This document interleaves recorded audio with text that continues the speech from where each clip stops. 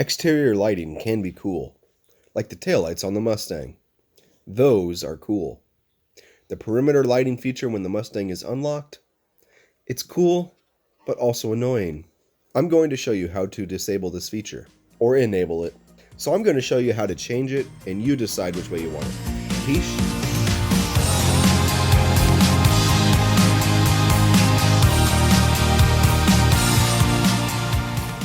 The instructions can be found in the Mustang Owner's Manual on page 80. The steps need to be done in a small window of time, so be quick with your fingers. With all the doors closed, turn the ignition to position 3. That's all the way on without starting. Press the driver unlock switch 3 times.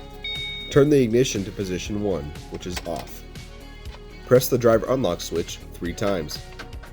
Turn the ignition to position 3 and the horn will chirp. We are now in the driver configuration mode. Press the driver unlock switch 2 times. If the perimeter lighting is active, it will now be deactivated. If the lighting is not active, it will be activated. The horn has a different pattern for each setting. Perimeter lighting activated is a short chirp followed by a long horn.